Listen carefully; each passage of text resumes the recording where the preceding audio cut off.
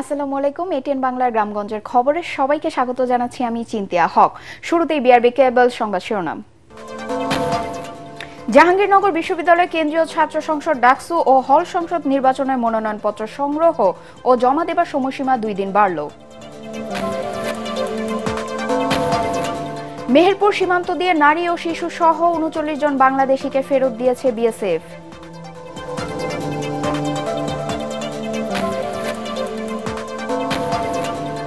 ব্যাংকে আবেদন করে লোন না পাওয়ায় দেনা পরিশোধের জন্য খুলনায় ব্যাংক লুটের পরিকল্পনা, গ্রেফতার ইউনুস শেখের স্বীকারোক্তি, লুণ্ঠিত 1.5 লাখ টাকা উদ্ধার। এবং যমুনা নদীর তীব্র ভাঙনে 1.5 মাসে বগুড়া সারিয়াকান্দির 2 কিলোমিটার এলাকার নদী গর্ভে বিলীন, দ্রুত স্থায়ী বাঁধ নির্মাণের দাবি এলাকাবাসীর। শুনছিলেন বিআরবি কেবল সংবাদ শিরোনাম, এবার বিস্তারিত সংবাদ। জাহাঙ্গীরনগর বিশ্ববিদ্যালয় কেন্দ্রীয় ছাত্র সংসদ ডাকসু ও হল সংসদ নির্বাচন 2025-এর মনোনয়নপত্র সংগ্রহ ও জমার সময়সীমা আরও 2 দিন বাড়ানো হয়েছে। প্রথম 2 দিনে কেন্দ্রীয় সংসদের 87 জন এবং 21টি হল সংসদের 241 জন প্রার্থী মনোনয়নপত্র সংগ্রহ করেছেন। এদিকে ছাত্র সংসদ নির্বাচনে ইতোমধ্যেই 4টি মনোনয়নপত্র জমা পড়েছে। আগামী 25 আগস্ট খসড়া প্রার্থী তালিকা প্রকাশ করা হবে বলে জানিয়েছেন নির্বাচন কমিশন। এবার নির্বাচনে মোট 11,919 শিক্ষার্থী ভোট দেবেন। প্রধান নির্বাচন কমিশনার ডক্টর মনিরুজ্জামান জানিয়েছেন, শিক্ষার্থীদের আবেদনের প্রেক্ষিতে আগামী 21 সেপ্টেম্বর দুপুর 2টা পর্যন্ত মনোনয়নপত্র সংগ্রহ এবং বিকেল 5টা পর্যন্ত জমা দেওয়া যাবে। 28 আগস্ট পর্যন্ত মনোনয়নপত্র প্রত্যাহার এবং প্রার্থীদের চূড়ান্ত তালিকা প্রকাশ করা হবে 29 আগস্ট। ঘোষিত তফসিল অনুযায়ী আগামী 11 সেপ্টেম্বর অনুষ্ঠিত হবে ডাকসু নির্বাচন।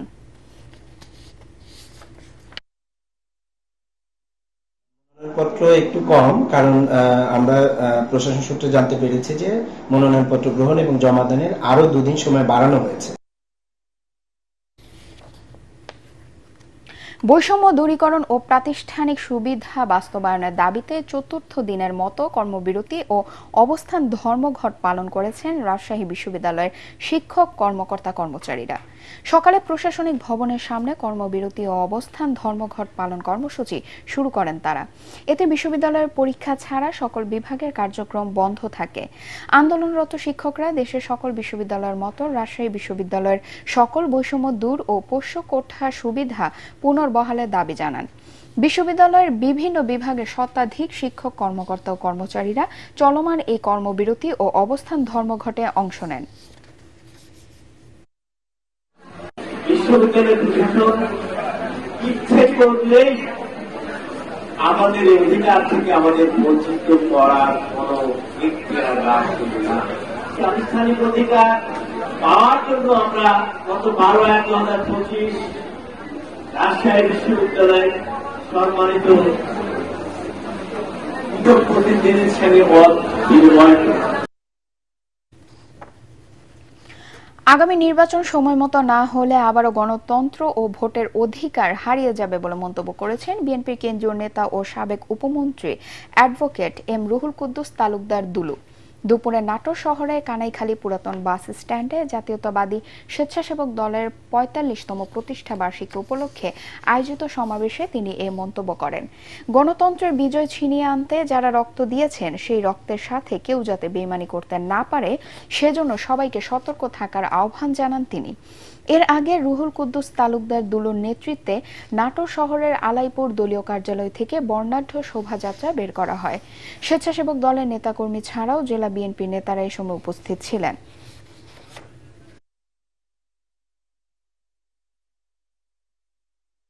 নির্বাচনকে নিয়ে আন্তর্জাতিক জাতীয়ভাবে ষড়যন্ত্র চক্রান্ত শুরু হয়েছে। প্রিয় ভাই আমার, আমাদের বক্তব্য আমরা চাই অবশ্যই ফ্যাসিস্টের বিচার করতে হবে, আমরা চাই, আমরা সংস্কারও চাই, কিন্তু নির্বাচন চাই। তারপরে নির্বাচন যদি যথাযথ সময়ের মধ্যে না হয়, নির্ধারিত সময়ের মধ্যে না হয়, বাংলাদেশের গণতন্ত্র কিন্তু আবার বিপন্ন হতে পারে।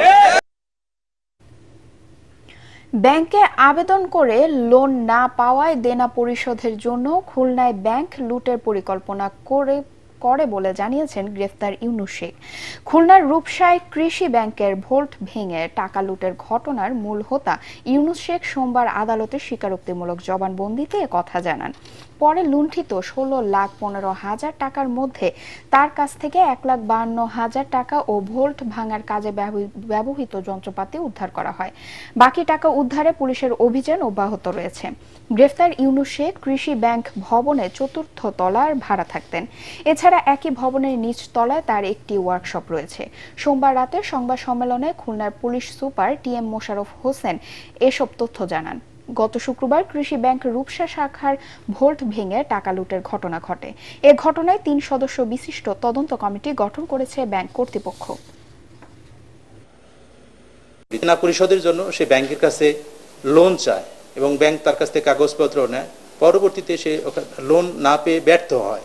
তার দেনা পরিশোধের জন্যই মূলত সে এই পরিকল্পনা গ্রহণ করে এবং সে এই কাজটি ঘটায়। তাকে আজকে বিজ্ঞ আদালতে উপস্থাপন করা হয় 164 এর জন্য এবং সে নিজেকে জড়িয়ে স্বীকারোক্তিমূলক জবানবন্দি প্রদান করে। মেহেরপুর সীমান্ত দিয়ে নারী ও শিশু সহ 39 জন বাংলাদেশিকে ফেরত দিয়েছে বিএসএফ। পতাকা বৈঠকের মাধ্যমে দুপুরে গাংনী উপজেলার কাজীপুর সীমান্তের 147 নম্বর মেন পিলারের কাছ দিয়ে তাদেরকে হস্তান্তর করা হয়। তারা বাংলাদেশের বিভিন্ন জেলার বাসিন্দা। বিভিন্ন সময়ে তারা অবৈধভাবে ভারতে পাড়ি দিয়েছিল। তারা বর্তমানে বিজিবি হেফাজতে রয়েছে। তথ্য যাচাই বাছাই শেষে এরপর তাদেরকে গাংনী থানায় সোপর্দ করা হবে বলে জানিয়েছে বিজিবি।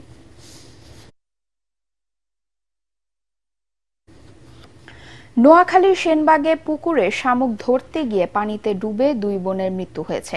সকালে উপজেলার মোহাম্মদপুর ইউনিয়নের দক্ষিণ রাজারামপুর গ্রামে এ ঘটনা ঘটে। নিহত শিশুরা হলো একই গ্রামের বেলাল হোসেনের মেয়ে বিবি মরিয়ম ওহি ও সিদরাতুল মুনতাহা সহি। তারা স্থানীয় একটি মাদ্রাসার ছাত্রী ছিল।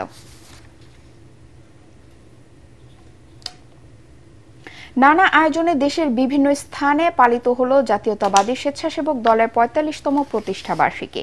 এই উপলক্ষে বরিশালে জেলা স্বেচ্ছাসেবক দলের উদ্যোগে র্যালি বের করা হয়। সদর রোড বিএনপি কার্যালয় থেকে র্যালিটি বের হয়ে নগরীর বিভিন্ন সড়ক ঘুরে একই স্থানে গিয়ে শেষ হয়। মহানগর স্বেচ্ছাসেবক দলের ভারপ্রাপ্ত আহ্বায়ক নিজামুর রহমান নিজাম ও সাবেক আহ্বায়ক রফিকুল ইসলাম জনি সহ অন্যান্য নেতারা র্যালিতে উপস্থিত ছিলেন। রংপুরে বর্ণাঢ্য র্যালি করেছে জেলা স্বেচ্ছাসেবক দল। দুপুরে নগরীর গ্র্যান্ড হোটেল মোড় দলীয় কার্যালয় থেকে র্যালি বের হয়ে নগরীর বিভিন্ন সড়ক প্রদক্ষিণ করে। পরে পাবলিক লাইব্রেরি মাঠে অনুষ্ঠিত হয় সমাবেশ। সমাবেশে অন্যান্যদের মধ্যে উপস্থিত ছিলেন জেলা বিএনপির আহ্বায়ক সাইফুল ইসলাম, সদস্য সচিব আনিসুর রহমান লাকু ও জেলা স্বেচ্ছাসেবক দলের আহ্বায়ক আল ইমরান সুজন। বগুড়ার নবাববাড়ি দলীয় কার্যালয়ে বিএনপির প্রতিষ্ঠাতা সাবেক রাষ্ট্রপতি জিয়াউর রহমানের প্রতিকৃতিতে পুষ্পমাল্য অর্পণ করেন জেলা স্বেচ্ছাসেবক দলের সভাপতি সরকার মুকুল। পরে জাতীয় পতাকা ও দলীয় পতাকা উত্তোলন করা হয়। জেলা স্বেচ্ছাসেবক দলের সাধারণ সম্পাদক রাকিবুল ইসলাম শুভ সহ অন্যান্য নেতারা এই সময় উপস্থিত ছিলেন। পরে বেগম খালেদা জিয়ার রোগ মুক্তি কামনায় দোয়া ও বৃক্ষরোপণ কর্মসূচি পালন করা হয়। মাদারীপুরে পরিষ্কার পরিচ্ছন্নতা অভিযান ও বৃক্ষরোপণের মাধ্যমে স্বেচ্ছাসেবক দলের প্রতিষ্ঠা বার্ষিকী পালিত হয়েছে। সকালে মাদারীপুর শহরের শকুনি লেকের পাড়ে জেলা স্বেচ্ছাসেবক দলের সদস্যদের অংশগ্রহণে পরিষ্কার পরিচ্ছন্নতা অভিযান পরিচালনা করা হয়। মাদারীপুর জেলা স্বেচ্ছাসেবক দলের সভাপতি শাহাদাত হোসেন হাওলাদার ও সাধারণ সম্পাদক মাসুদ পারভেজ এ সময় উপস্থিত ছিলেন।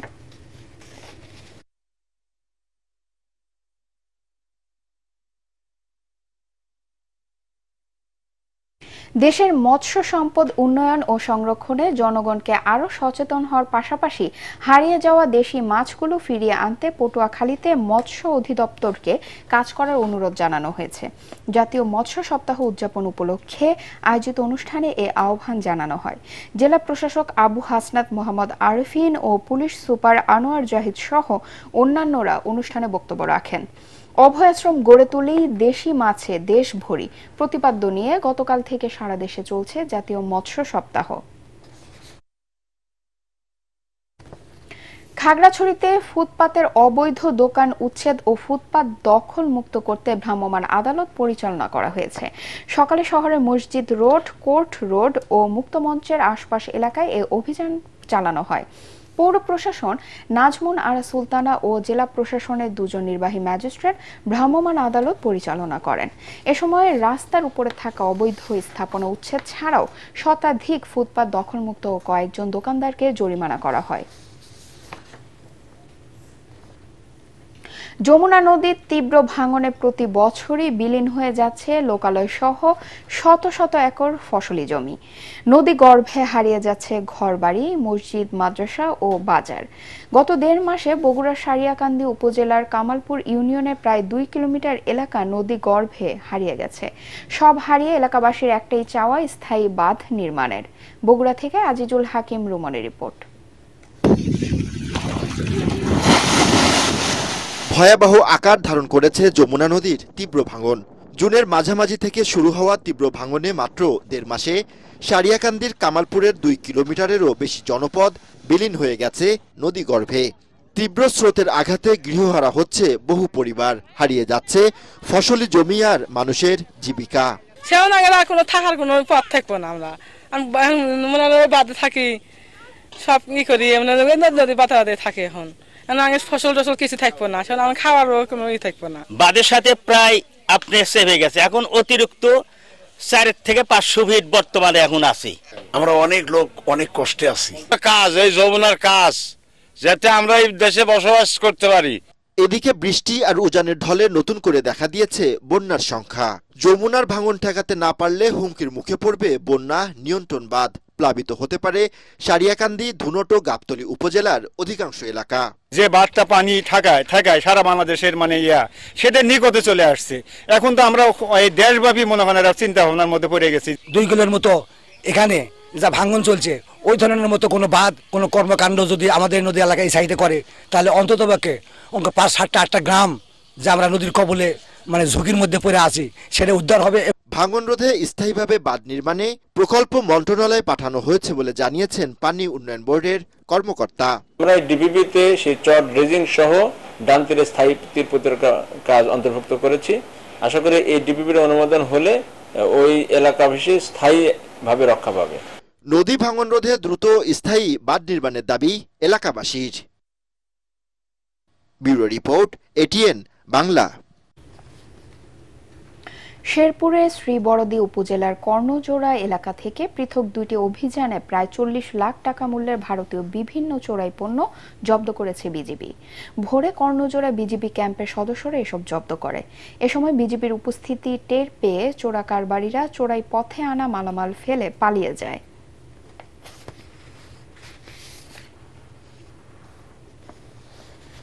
স্বপ্ন দেখো, জীবন গড়ো, এই প্রতিপাদ্যে দৈনিক প্রথম আলোর আয়োজনে ও শিক্ষার ডিজিটাল প্ল্যাটফর্ম শিখর পৃষ্ঠপোষকতায় রাঙামাটি, দিনাজপুর ও নড়াইলে এসএসসি ও সমমানের পরীক্ষায় জিপিএ 5 প্রাপ্ত শিক্ষার্থীদের সংবর্ধনা দেওয়া হয়েছে।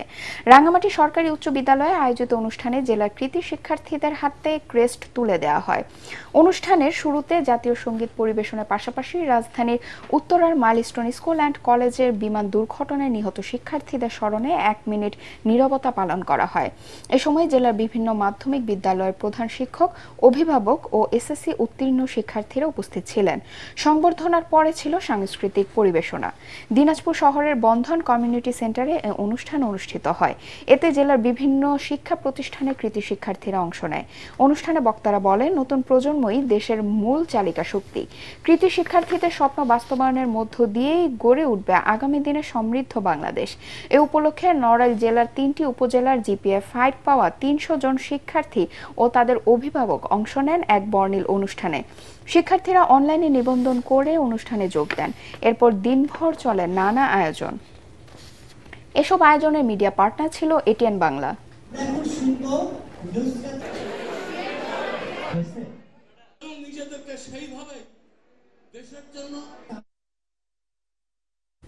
জয়পুরহাটের 5 বিপিতে ইউপি সদস্যকে লাঞ্ছিত ও মারধর করার প্রতিবাদে মানববন্ধন ও বিক্ষোভ করেছে এলাকাবাসী। 5 বিপি উপজেলার চৌমোহনী মোড়ের হাট এলাকার আটাপাড়া কয়া বিজেপি এলাকায় এ কর্মসূচি অনুষ্ঠিত হয়। মানববন্ধন শেষে একটি বিক্ষোভ মিছিল বাজার প্রদক্ষিণ করে। এতে বিভিন্ন শ্রেণী পেশার নারী পুরুষেরা অংশ নেন। চুয়াডাঙ্গার রেলগেটের ওভারপাস দ্রুত নির্মাণ, রাস্তা প্রশস্তকরণ ও ঝুঁকিপূর্ণ ভবন অপসারণের দাবিতে মানববন্ধন কর্মসূচি পালন করেছে স্থানীয় কামিল মাদ্রাসার শিক্ষার্থীরা। সকালে মাদ্রাসার গেটের সামনে এই কর্মসূচি পালন করা হয়।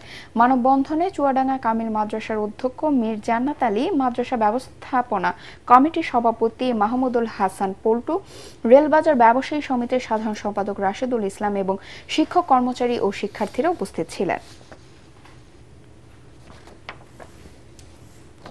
শেরপুরে চলতি মৌসুমে পাটের বাম্পার ফলনের সম্ভাবনা দেখা দিলেও জাগ দেওয়ার উপযুক্ত পরিবেশ না থাকায় দুশ্চিন্তায় রয়েছেন কৃষকরা।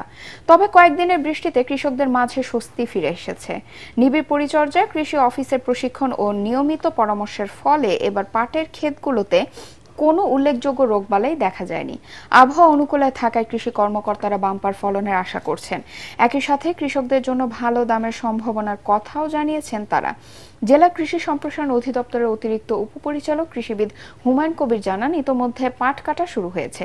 এবছর শেরপুরে পাট চাষে লক্ষ্যমাত্রা ১,৮৯৪ হেক্টর থাকলেও লক্ষ্যমাত্রা ছাড়িয়ে চাষ হয়েছে ১,৯১১ হেক্টর জমিতে। পাট ব্যবসায়ী ও কৃষকরা জানান, বর্তমানে বাজারে প্রতিমন পাট ৩,৪০০ টাকা থেকে ৩,৬০০ টাকা পর্যন্ত বিক্রি হচ্ছে।